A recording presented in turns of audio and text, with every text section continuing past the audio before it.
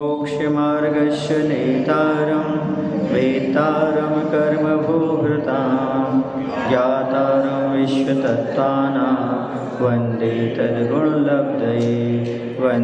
तद्गुणलब्धये। बोले महावीर भगवान की, आचार्य पूज्यपाद स्वामी की, आचार्य विद्यासागर जी महाराज की।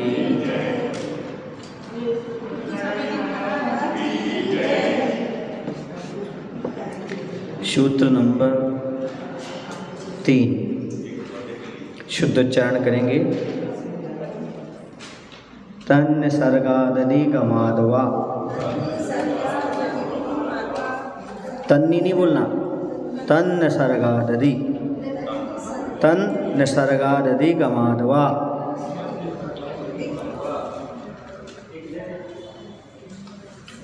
निसर्गः स्वभावः इत्यर्थः। वह जो सम्यक दर्शन है वह निसर्ग से और अधिगम से उत्पन्न होता है। उत्पत्ति की अपेक्षा यहाँ सम्यक दर्शन के दो भेद बताए जा रहे हैं कि उत्पत्ति की अपेक्षा सम्यक दर्शन के दो भेद कौन कौन से हैं। वैसे पहले बताया था वीतराग सम्यक दर्शन, शराग सम्यक दर्शन। अब उस किससे, उन सम्यक दर्शन के निसर्ग से और अधिगम से उत्पन्न होता है। ऐसे दो प्रकार के भेद हो जाते हैं। निसर्गा स्वभाव इत्यर्थ, निसर्ग का अर्थ स्वभाव है और अधिगम का अर्थ है अधिगमो अर्था अवबोधा, पदार्थ का ज्ञान है। सूत्र में दोनों हेतु रूप से निर्देश किया है।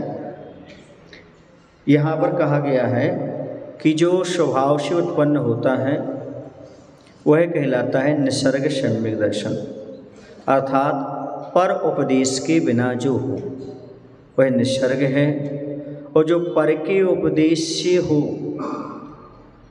जो पर उपदेश के बिना हो वो निसर्ग है, और जो पर के उपदेश से हो वह अधिगमज। वैसे अधिगम का अर्थ ज्ञान होता है। क्या होता है? फिर भी यहाँ पर उपदेश लिया गया। परोपदेश के द्वारा जो होता है, एक होता है बाय नेचुरल, एक होता है बाय लर्निंग। बाय नेचुरल माने अपने से होना, और दूसरा बाय लर्निंग, दूसरे के उपदेश से सीख करके। लेकिन एक ही बात याद रखना, बिना निमित्त के नहीं होता। स्वयं तो होगा, निमित्त तो दोनों में लगेंगे, क्योंकि कर्म का क्षय और क्षय लगेगा। ऐसा में उसमें भी लगे, इसमें भी लगेगा, लेकिन परोपदेश के बिना हो जाएगा। जैसे कोई अनादि मिथ्या दृष्टि है, उसके लिए जब भी होगा तो अधिगमज होगा, क्योंकि एक बार देशना लब्धि का है लाभ प्राप्त करेगा। लेकिन जिस किसी जीव ने एक आध बार समदर्शन प्राप्त कर लिया, फिर बाद में उसे होना है तो जाति स्मरण आदि, धर्म श्रवण आदि से हो जाएगा। धर्म श्रवण से होगा तो ये हो जाएगा अधिगमज, और जाति स्मरण से हो जाएगा तो हो जाएगा निसर्ग से। समझ गए ना? पर के उपदेश की आवश्यकता नहीं है, उसी का नाम है कौन सा? निसर्ग। और जिसमें पर का उपदेश लगता है उसका नाम है अधिगमज। आया समझ में आपको? हाँ, नियम से पक्का अधिगमज ही होगा। अब पहली बात तो क्योंकि बिना देशना लब्धि के कैसे होगा? हाँ। अब यहाँ पर शंका, इन दोनों का किसके हेतु रूप से निर्देश किया है? तो क्रिया के। जो पांचों लब्धियां हैं वो पहली बार के लिए ही होगी, या फिर हर बार अगर दूसरी बार कभी आगे भी होना है तो उसको भी देशना लब्धि या पांचों लब्धि चाहिए? नहीं, अब जरूरत नहीं पड़ेगी उसको। पहली बार के लिए हाँ, फिर जरूरत नहीं पड़ेगी। एक बार समदर्शन हो गया और उसके बाद उसे किसी भी निमित्त से हो सकता है, जिनमें कि दर्शन आदि से हो जाएगा। हाँ, उसमें ऐसा कोई वो प्रक्रिया नहीं लगेगी उसकी। शंका, वह कौन सी क्रिया है? समाधान, उत्पन्न होता है। यह क्रिया है, यद्यपि इसका उल्लेख सूत्र में नहीं किया है, तथापि इसका अध्याहार कर लेना चाहिए। अध्याहार माने पहले के सूत्र से इसको लगा लेना चाहिए, क्योंकि सूत्र उपस्कार सहित होते हैं, यानी एक दूसरे से जुड़े होते हैं। सूत्र कैसे होते हैं? हाँ, कनेक्टिविटी उनकी बनी रहती है। यह सम्यक दर्शन निसर्ग से और अधिगम से उत्पन्न होता है, यह इस सूत्र का तात्पर्य है। आए समझ में? आपने लगा लिया क्या?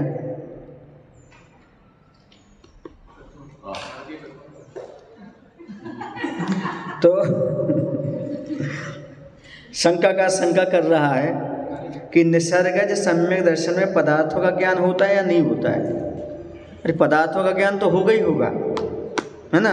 यदि होता है तो वह भी अधिगमज भी हुआ, उससे भिन्न नहीं। यदि ऐसा नहीं है तो जिसने पदार्थों को नहीं जाना है उसे उनका श्रद्धान कैसे हो सकता है? शंकाकार की शंका बहुत अच्छी है। वो कह रहे क्या बिना ज्ञान के हो जाएगा?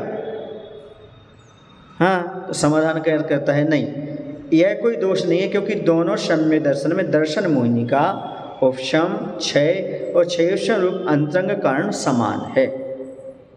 इसके रहते हुए जो बाह्य उपदेश के बिना होता है वह है नैसर्गिक सम्यक दर्शन है, और जो बाह्य उपदेश पूर्वक जीवादि पदार्थों के ज्ञान के निमित्त से होता है वह अधिगम सम्यक दर्शन है। यही दोनों भेद है। मत इतना ही मान करके चलें आप, और कोई भेद ना माने।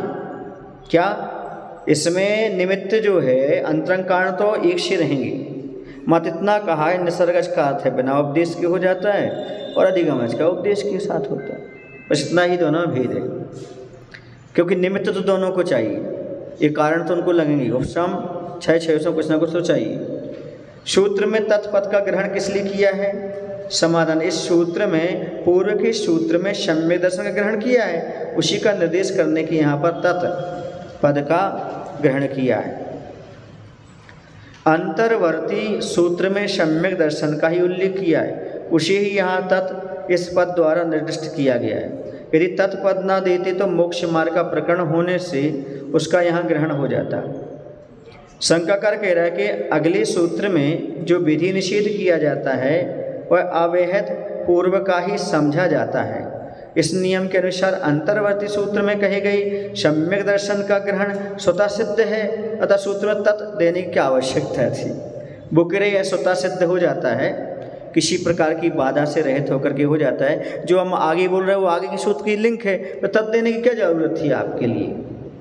समाधान नहीं, क्योंकि समीपवर्ती से प्रधान बलवान होता है। जो समीपवर्ती है उससे जो प्रधान चीज़ है वो बलवान होती है। इस नियम के अनुसार यहाँ मोक्ष मार्ग का ही ग्रहण होता है, किंतु यह बात इष्ट नहीं है, अतः सूत्र में तत्पद ग्रहण किया गया है। अब यहाँ पर प्रश्न ये उठता है कि छाये सम्यक दर्शन तो बिना केवली सतकेवली के पादमूल के होता नहीं है। हाँ, फिर वहाँ पर आप जो कह रहे हैं निसर्ग कैसे होगा? सुनो, वो ऐसे निसर्ग होगा। कोई क्षयोपशम सम्यक दृष्टि तीर्थंकर प्रकृति का बंध करने वाले दूसरे और तीसरे नरक की आयु में गए, है ना, क्योंकि दूसरे और तीसरे नरक में क्षायक सम्यक दृष्टि जाता नहीं।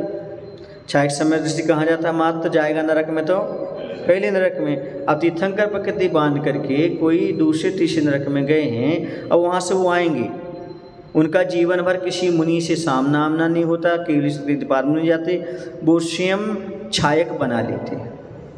क्या बना लेते हैं? जब मुनि बनेंगे स्वयं सतकेवली बन जाएंगे और स्वयं के वहाँ हो जाएगा, इसलिए निसर्गित घटित हो जाएगा। कैसा सद उनको परोपदेश की आवश्यकता नहीं पड़ेगी, ऐसा नहीं। इस सूत्र में विशेष अर्थ है, इस सूत्र में सम्यक दर्शन की उत्पत्ति के निमित्तों पर विचार किया गया है। आगम में 5 लब्धियों में एक देशना लब्धि बताइए। जिस जीव ने वर्तमान पर्याय में या पूर्व पर्याय में कभी भी जीवादि पद आया ना, आपने क्या कह रहे हैं? जिस जीव ने वर्तमान पर्याय में या पूर्व पर्याय में कभी भी जीवादि पदार्थ विषय का उपदेश बुद्धिपूर्वक नहीं स्वीकार किया है, उसे सम्यक दर्शन की प्राप्ति नहीं हो सकती।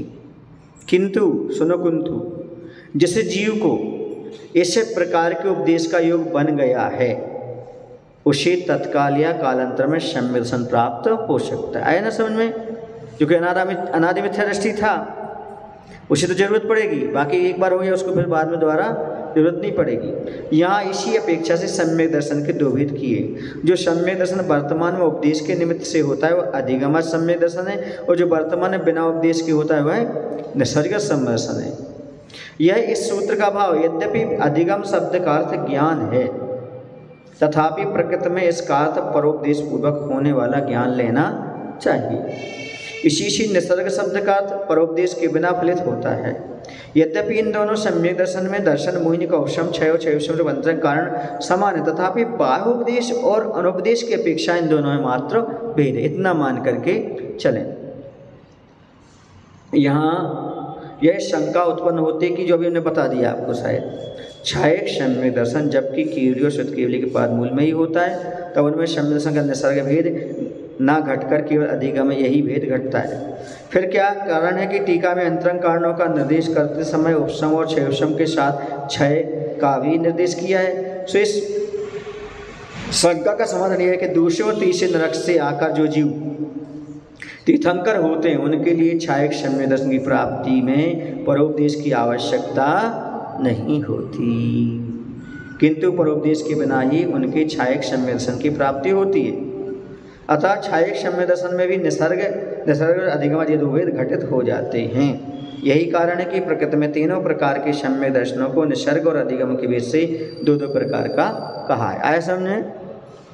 चलिएगा, अब जीवादि पदार्थों का श्रद्धान करना सम्यक दर्शन है, यह पहले हम कह आए हैं। अब कह रहे हैं यदि ऐसा आप कह कर के आए हो तो तत्व कौन कौन से हैं ये तो आप बतलाइए। तो अगला सूत्र दे रहे हैं, जीवा जीवास्त्रौ वंद संवर नरजरा मोक्षास्तत्वम। संवर नहीं, संवर, वा वजन का। जब वा बोलेंगे तो ओंठ खुलेगा वा, और बकरी का बोलेंगे ओंठ बंद होगा संवर। और निर्जरा नहीं, निर्जरा, जा में छुट्टी की मात्रा नहीं लगाना, निर्जरा नहीं बोलना, निर्जरा। क्या बोलना है? हाँ, अभी तक क्या बोल रहे थे? निर्जरा, निर्जरा नहीं, निर्जरा, नहीं जरा। हाँ, समझ गए? तो निर्जरा बनेगा, निर्जरा नहीं बनेगा। जा में छोटी की मात्रा नहीं लगाना। आपको लगता है कि आप शुद्ध बोल रहे हैं, लेकिन संवर नहीं बोलना, संवर, निर्जरा मोक्षास्तत्वम। एक बार पूरा बोलते हैं, जीवा जीवासौ वंध संवर निर्जरा मोक्षास्तत्वम।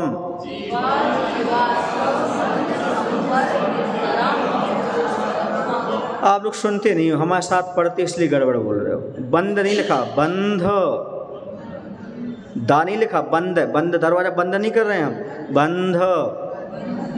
आपका उच्चारण तो बंद आ रहा है, क्योंकि आप लोग हमारे साथ बोलते हैं इसलिए आपको मालूम नहीं पड़ता हम बोल क्या रहे हैं। अब फिर से पढ़ो आप लोग, जीवा जीवा नहीं बोलना, जीवा जीवास्तव। रुकना नहीं है, रुकोगे तो गड़बड़ हो जाएगा। जीवा जीवास्तव।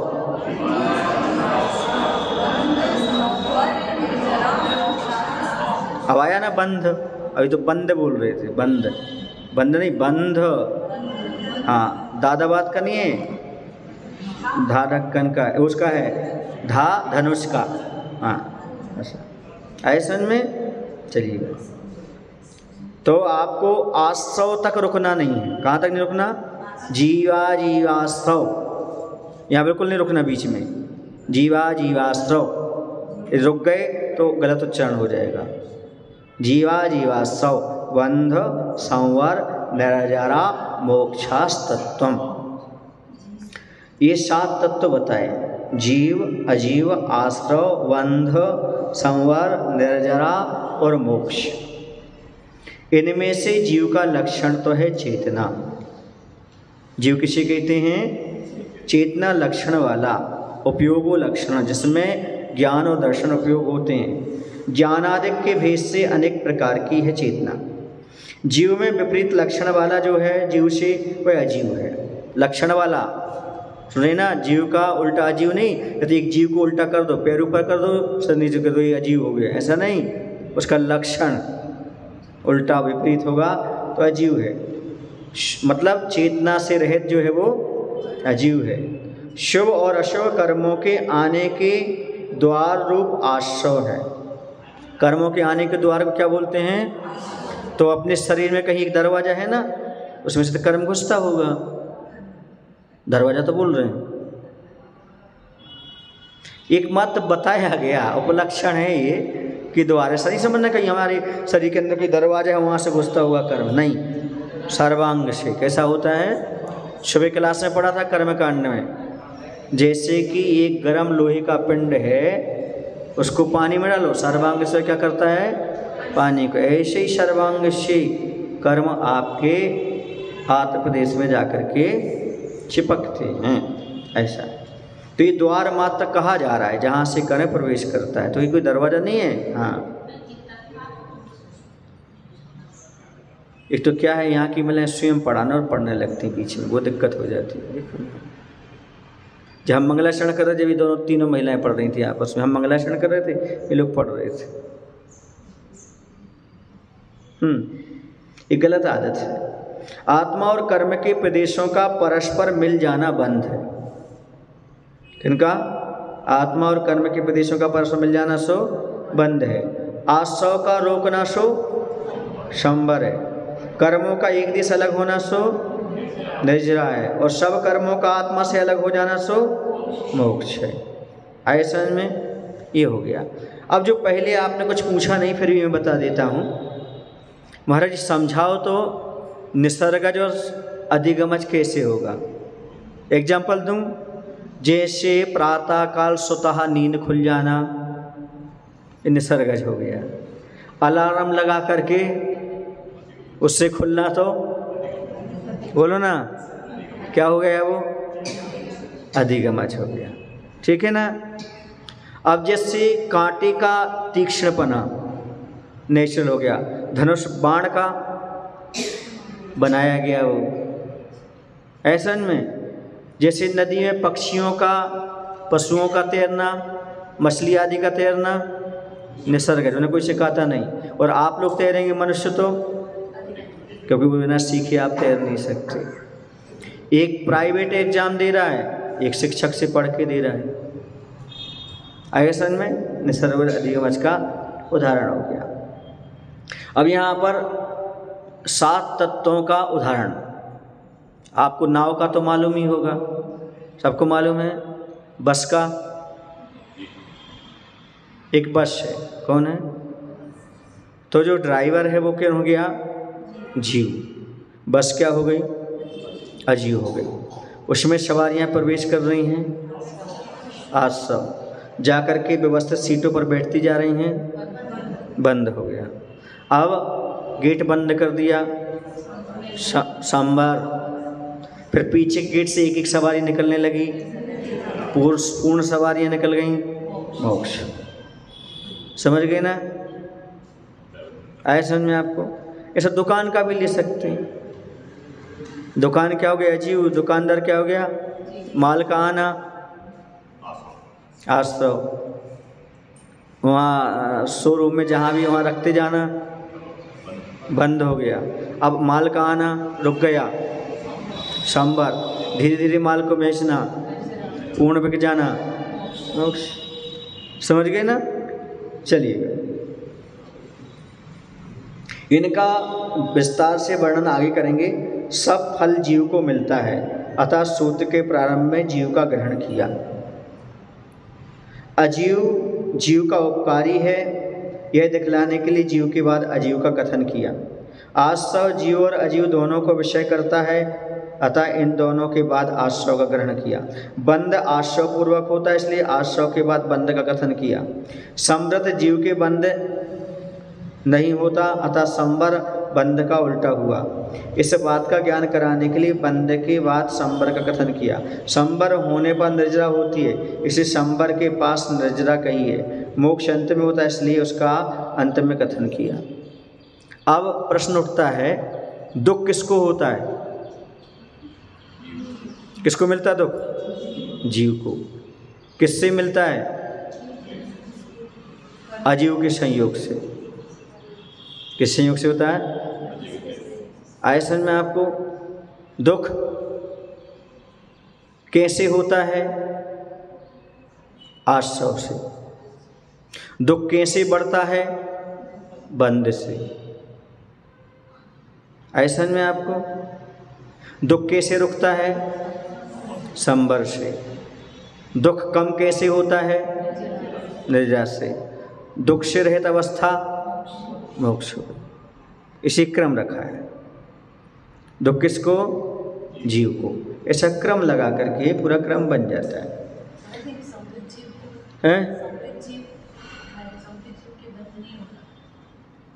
क्या कह रहे हैं आप?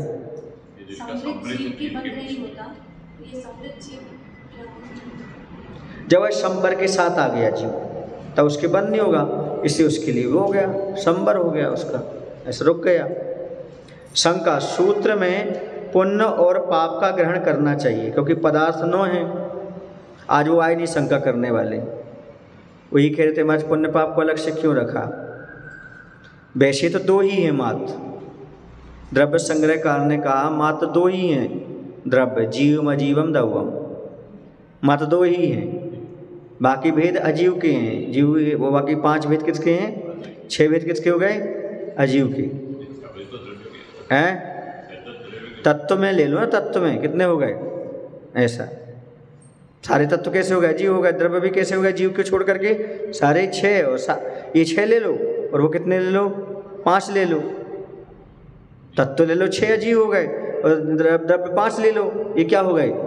अजीव। मात्र एक जीव ही तो है ना, बाकी 2 में काम चल जाएगा। फिर भी क्यों लिया तो बता रहे, पाप और पुण्य को, क्योंकि पदार्थ 9 है, ऐसा दूसरे आचार्य ने भी कथन किया है। समाधान, पुण्य और पाप का ग्रहण नहीं करना चाहिए क्योंकि उनका आश्रय और बंध में अंतर्भाव हो जाता है। पुण्य का भी आश्रय होता है और पाप का भी आश्रय होता है। शंका, यदि ऐसा है तो सूत्र में अलग से आश्रयवादी का ग्रहण करना रथक है क्योंकि उनका जीव और अजीव में अंतर्भाव हो जाता है। समाधान, आश्रयवादी का ग्रहण करना निरर्थक नहीं है क्योंकि यहाँ मोक्ष का प्रकरण है, इसलिए उसका कथन करना आवश्यक है। वह संसार पूर्वक होता है और संसार के प्रधान कारण आश्रय और बंध हैं तथा मोक्ष के प्रधान कारण संभव और निजराएं। अतः प्रधान हेतु वाले और उनके फल के दिखलाने के लिए अलग अलग उपदेश किया है। संसार किससे होता है और मोक्ष किससे होता है? आश्रय और बंध से क्या होता है? संसार। और निर्जरा, संभव और निर्जरा से क्या होता है? मोक्ष।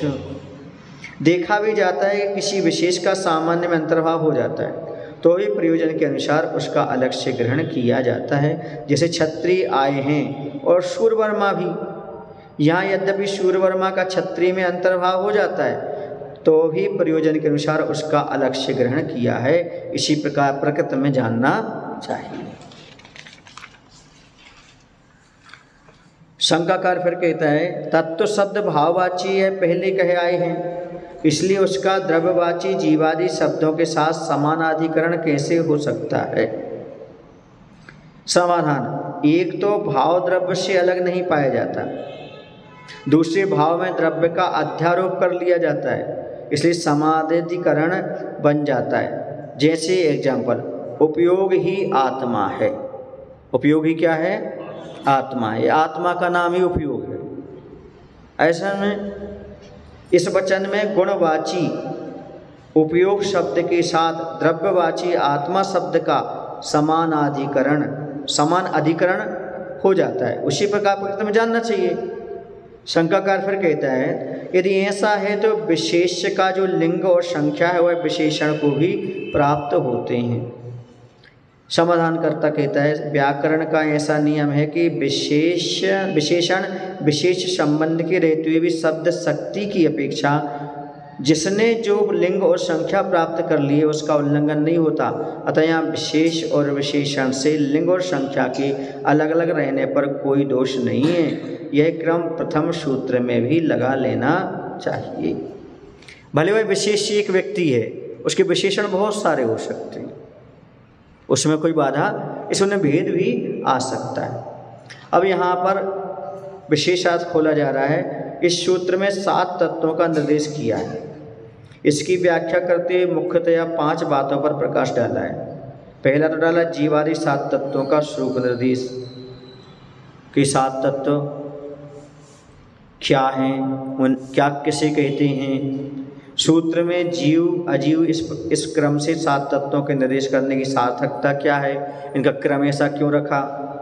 पुण्य और पाप को पृथक तत्व नहीं सूचित करने का कारण भाववाची शब्दों का द्रव्यवाची शब्दों के साथ कैसे समानाधिकरण बनता है, इसकी सिद्धि कर दी। विशेषण और विशेष्य में समान लिंग और समान संख्या क्यों आवश्यक नहीं, इसका निर्देश भी कर दिया। तीसरी बात को स्पष्ट करते हुए जो लिखा है उसका आशय यह है कि जीव की शुभाशुभ प्रवृत्ति के आधार से बंधने वाले कर्मों में अनुभाग के अनुसार पुण्य पाप का विभाग होता है, इसलिए आशा और बंध में इनका अंतर्भाव हो जाता है। क्यों? क्योंकि शुभ हो या अशुभ हो, कोई कर्म होगा वह आश्रित होगा और बंधेगा, इसी में इसका अंतर्भाव हो जाएगा।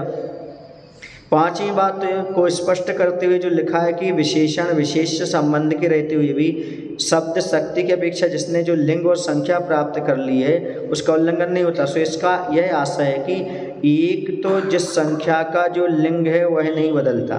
उदाहरण ज्ञानम आत्मा, इस प्रयोग से ज्ञान शब्द नपुंसक लिंग और आत्मा शब्द पुल्लिंग रहते हुए भी इनमें बदल नहीं होता। इन दोनों शब्दों का विशेषण विशेष रूप से जब भी प्रयोग किया जाएगा तब वह इसी प्रकार की ही किया जाएगा। दूसरे प्रयोग के समय जिस शब्द की जो संख्या प्राप्त कर ली है उनमें भी बदल नहीं होता। जैसे साधु कार्यम तपः श्रुते, साधु का कार्य है तप और श्रुत, यानी ज्ञान ध्यान तप।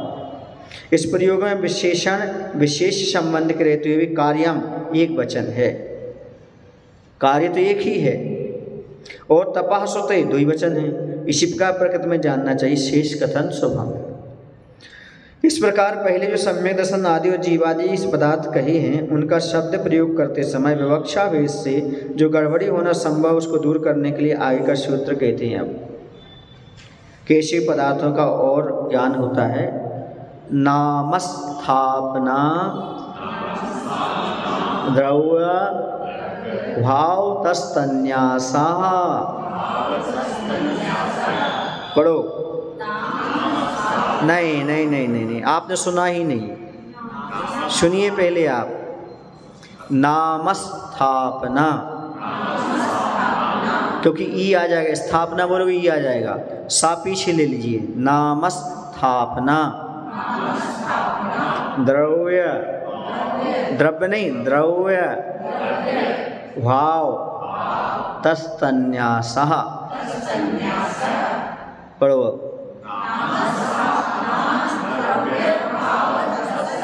नहीं, अभी आप द्रव्य बोल रही हैं, द्रव्य नहीं द्रव्य। हाँ बाबा क्री का नहीं द्रव्य, हाँ द्रव्य नहीं द्रव्य। हाँ चलिएगा। नाम स्थापना द्रव्य और भाव रूप से उनका अर्थात सम्यक दर्शन आदि और जीव आदि का न्यास अर्थात निक्षेप होता है। निक्षेप मन रखना, संज्ञा के अनुसार, संज्ञा माने जो उसका नाम है वो संज्ञा, संज्ञा के अनुसार गुण रहित वस्तु में व्यवहार के लिए अपनी इच्छा से की गई संज्ञा को नाम कहते हैं। उसमें कोई गुण नहीं होते, उसमें कोई इस प्रकार का लक्षण नहीं होता। जैसे जिनेंद्र, किसी का नाम रख दिया जिनेंद्र, और उसमें गुण आदि कोई विशेषता नहीं। जिनेंद्र किसे कहते हैं? जिसमें इंद्रिय मन आदि, लेकिन उसका नाम रख दिया, उसमें गुण आदि कुछ नहीं है, तो उसे क्या बोलेंगे? नाम बोलेंगे, नाम निक्षेप कहलाएगा। काष्ठकर्म, पुष्टकर्म, चित्रकर्म और अक्ष निक्षेप आदि में यह वह है, इस प्रकार स्थापित करने को स्थापना कहते हैं। समझ गए ना? जैसे कि स्थापना कह दिया, ये मूर्ति बना दी, ये आदिनाथ की मूर्ति है। अब वहाँ पर जब शतरंज खेलते ना तो ये घोड़ा है, वजीर है, उसमें आकार तो होता नहीं, फिर भी तो स्थापना दो प्रकार की होती है।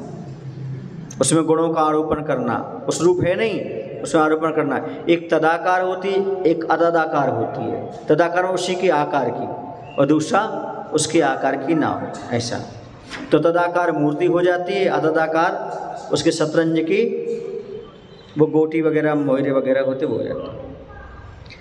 जो गुणों के द्वारा प्राप्त हुआ था या गुणों को प्राप्त हुआ था अथवा जो गुणों के द्वारा प्राप्त किया जाएगा या गुणों को प्राप्त होगा उसे द्रव्य कहते हैं। कैसे? जैसे वर्तमान में मुनि पारसनाथ को पारसनाथ कहना, पारसनाथ भगवान कहना, समझ गए ना? ऐसा जैसे पहले किसी का नाम पारसनाथ है, पारसनाथ नाम रखना, ये नाम संज्ञा हो गया। पारसनाथ की प्रतिमा, ये हो गया स्थापना, है ना। और मुनि अवस्था में उन्हें पारसनाथ भगवान कहना, ये द्रव्य निक्षेप हो गया। ऐसा में फिर इसके बाद आता है वर्तमान पर्याय से युक्त द्रव्य को भाव पार्षनाथ कहना, साक्षात पार्षनाथ भगवान को पार्षनाथ भगवान कहना, वर्तमान पर्याय में जो पार्षनाथ हैं वो। ऐसा में पहले सबसे पहले सुनो, नाम में मात पार्षनाथ बालक का नाम, पार्षनाथ एक बालक का नाम है, वो नाम निक्षेप हो जाएगा। प्रतिमा जी पार्षनाथ भगवान की प्रतिमा जी स्थापना निक्षेप हो जाएगी, ठीक है ना। अब भावी या भविष्य में जो है पर्याय से समन्वित था उसकी पहचान करना, जैसे कि आगे भगवान बनेगा, ये मुनि है तो मुनि पारसनाथ को भगवान पारसनाथ कहना। ऐसा में ये हो जाएगा द्रव्य निक्षेप। और भाव वर्तमान में पारसनाथ भगवान है, उनको पारसनाथ कहना, ये कहलाएगा भाव निक्षेप। कौन सा कहलाएगा?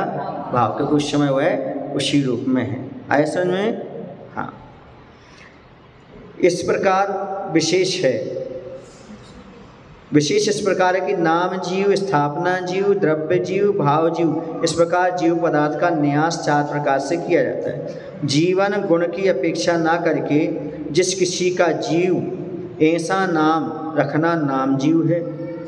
अक्षर निक्षेप आदि में यह जीव है, यह मनुष्य जीव है, ऐसा स्थापित करना स्थापना जीव है।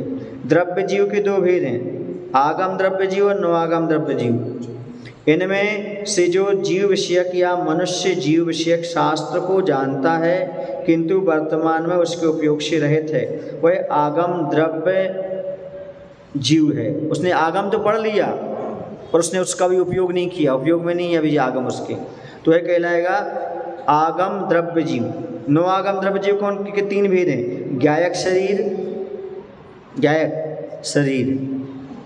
भावी और तद व्यतिरिक्त। ज्ञाता के शरीर को ज्ञायक शरीर कहते हैं, जो जानने वाला है ज्ञाता है उसके शरीर को क्या बोलते हैं? ज्ञायक शरीर। जीवन सामान्य की अपेक्षा नवागम भावी जीव यह भेद नहीं बनता, क्योंकि जीवन सामान्य की अपेक्षा जीव सदा विद्यमान है।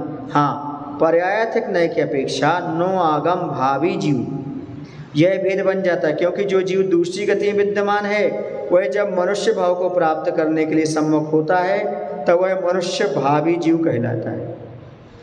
आगे उसे परिणत होने के लिए जा रहा है भावी, तो यह मनुष्य भावी जीव कहलाता है। तद व्यतिरिक्त के 2 भेद हैं, कर्म और नवकर्म। भाव जीव के 2 भेद हैं, आगम भाव जीव और नवागम भाव जीव। इनमें से जो आत्मा जीव विषयक शास्त्र को जानता है और उसके उपयोग से युक्त है, अथवा मनुष्य जीव विषयक शास्त्र को जानता है और उसके उपयोग से युक्त है, वह आगम भाव जीव है, क्योंकि वह अभी आगम से उपयुक्त है। ऐसा में ऐसा उसके उपयोग में है अभी। तथा जीवन पर्याय या मनुष्य जीवन पर्याय से युक्त आत्मा नो आगम भाव जीव है, ऐसा मान करके चलिएगा। इसी प्रकार अजीव आदि अन्य पदार्थों की भी नामादि निक्षेप विधि लगा लेना चाहिए। शंकाकार कहता है निक्षेप विधि का कथन किस लिए किया है? अप्रकृत का निराकरण करने के लिए और प्रकृत का निरूपण करने के लिए। जो प्रसंग में लिया गया है ना उसको लेने के, जो प्रसंग में नहीं लिया गया है उसका निराकरण कर दिया, जो प्रसंग में लिया जा रहा है उसका निरूपण करने के लिए। तात्पर्य यह है कि प्रकृति में किस शब्द का क्या अर्थ है, यह निक्षेप विधि के द्वारा विस्तार से बतलाया जाता है।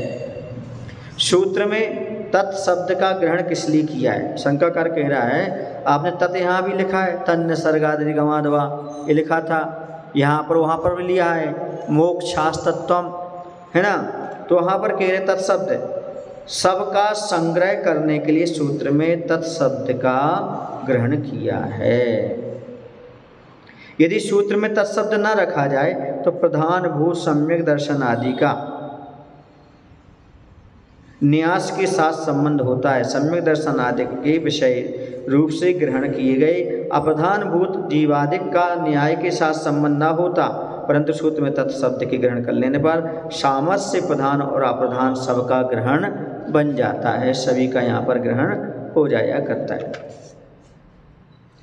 अब यहाँ पर विशेष अर्थ खुल रहे हैं। नी उपसर्ग पूर्वक क्षिप धातु से निक्षेप शब्द बना है। निक्षेप का अर्थ रखना, हमने बता चुके पहले। निक्षेप का अर्थ क्या होता है? रखना। न्यास शब्द का भी यही अर्थ है, आगे आएगा तन्यासः, तो उसका अर्थ भी यही है। आशा यह है कि एक एक शब्द का लोक में और शास्त्र में प्रयोजन के अनुसार अनेक अर्थों में प्रयोग किया जाता है। यह प्रयोग कहाँ किस अर्थ में किया गया है, इस बात को बतलाना ही निक्षेप विधि का काम है।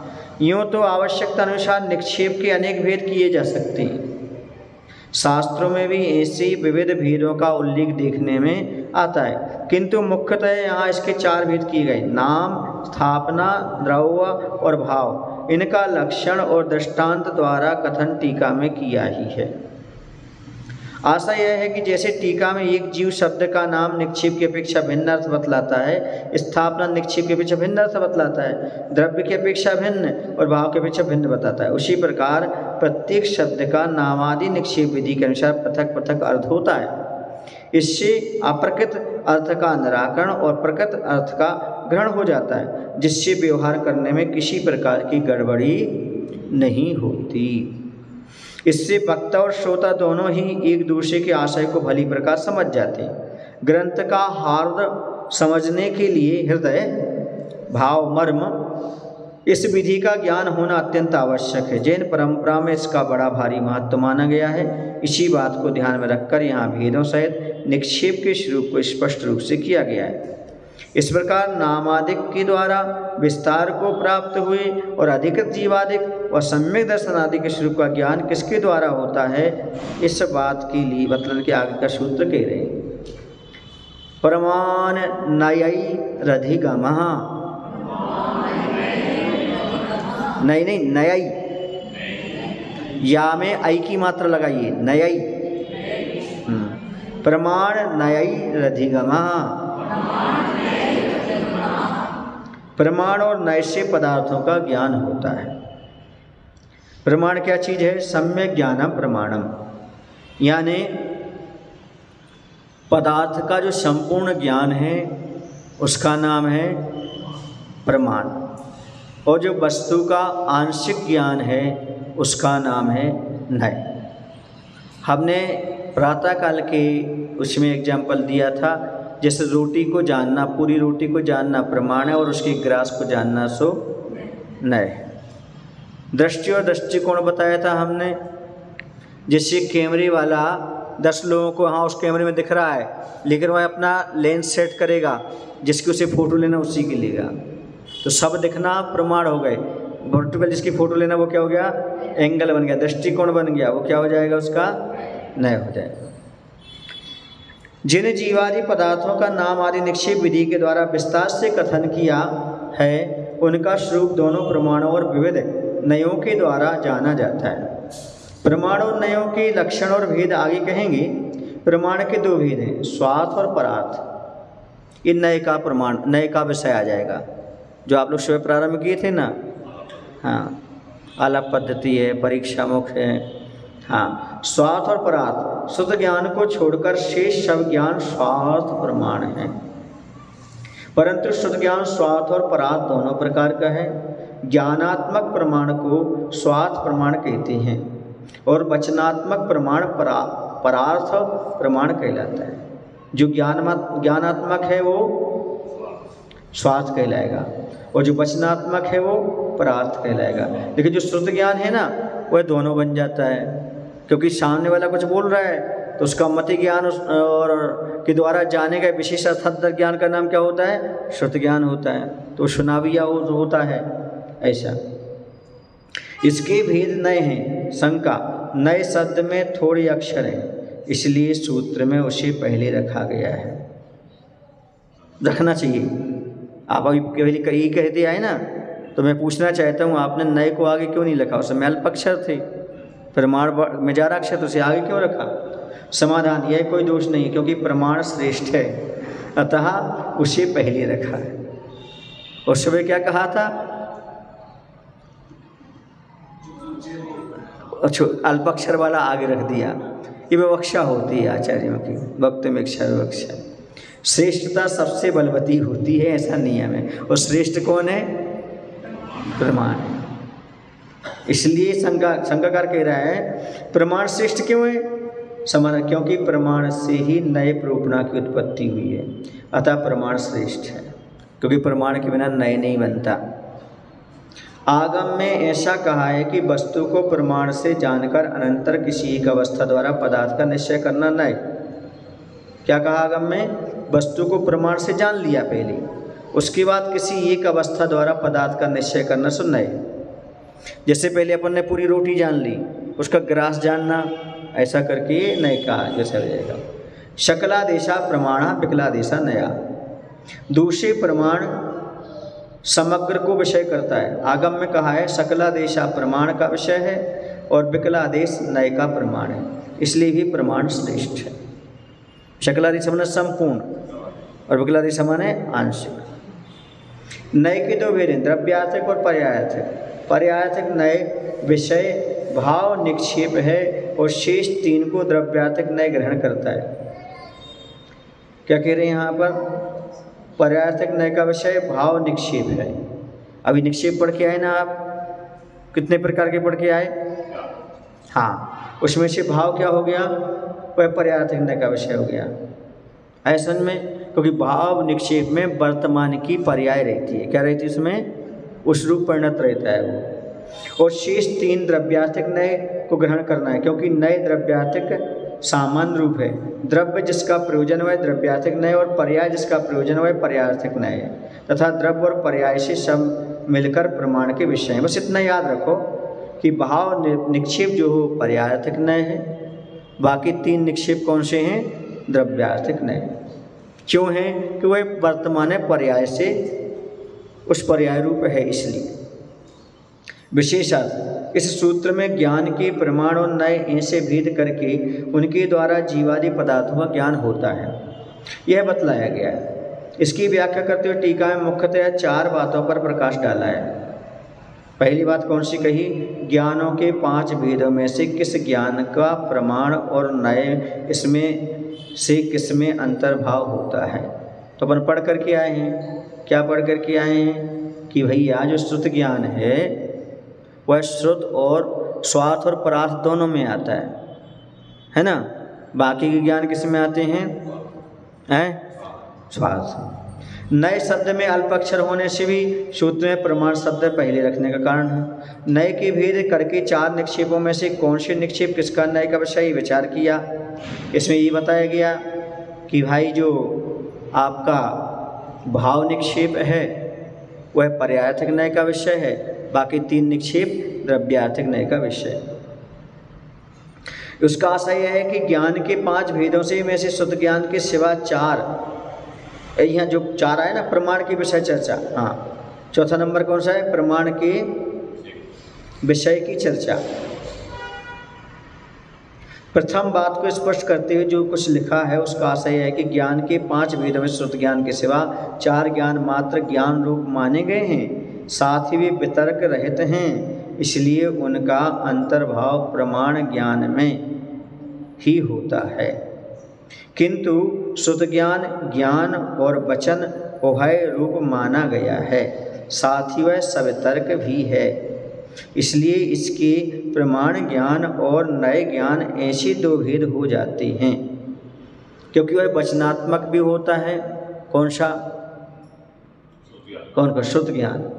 इसलिए भी वहाँ पर दूसरा ये है वचनात्मक, जैसे वो ज्ञानात्मक और वचनात्मक दोनों होता है।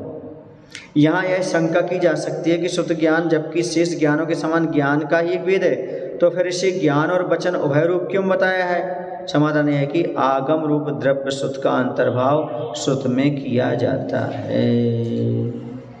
आगम और नवागम पढ़ के आए थे ना विपन, तो आगम क्योंकि वे वर्तमान उपयोग रूप में हुए, इसलिए द्रव्य श्रुत को भी उपचार से श्रुत ज्ञान कहा गया है। जी आपके सामने रखा, ये कौन सा श्रुत है? ये द्रव्य शुद्ध है। दूसरी बात को स्पष्ट करते हुए प्रमाण की श्रेष्ठता में 2 हेतु दिए।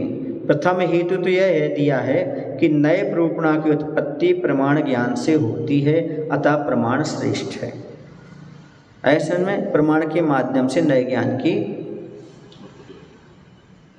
उत्पत्ति हुई। इसका आशय यह है कि जो पदार्थ प्रमाण के विषय हैं उन्हीं में विवक्षा भेद से नए की प्रवृत्ति होती है, अन्य में नहीं, अतः प्रमाण श्रेष्ठ है। अब संपूर्ण किसी चीज़ का ज्ञान करोगे, उसी में से थोड़ा आंशिक ज्ञान करोगे, अलग से तो कर नहीं लोगे तो उस वस्तु का।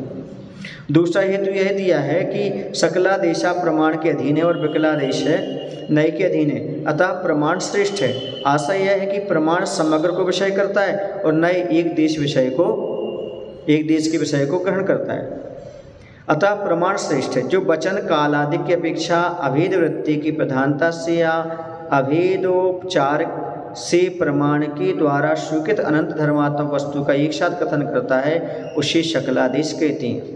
और जो वचन कालादि की अपेक्षा भेद वृत्ति की प्रधानता से या भेदोपचार से नए के द्वारा स्वीकृत वस्तु धर्म का क्रम से कथन करता है, उसे विकलादेश कहते हैं।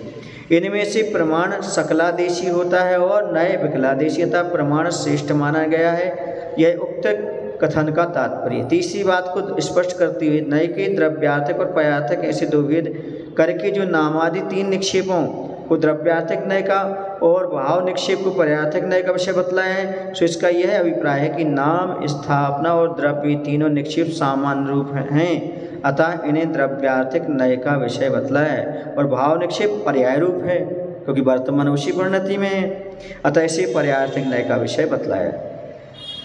यहाँ इतना विशेष जानना कि नाम को सादृश्य सामान्यात्मक माने बिना शब्द व्यवहार की प्रवृत्ति नहीं हो सकती, इसे नाम निक्षेप द्रव्यार्थक नय का विषय है। और जिसमें स्थापना की जाती है उनमें एकत्व का अध्यवसाय किए बिना स्थापना नहीं बन सकती। यह वही है, ऐसा किए बिना स्थापना नहीं होती, इसलिए स्थापना द्रव्यार्थक नय का विषय है। ऐसा कथन अभी आगे तो सब शेष सुगम है। आई का सूत्र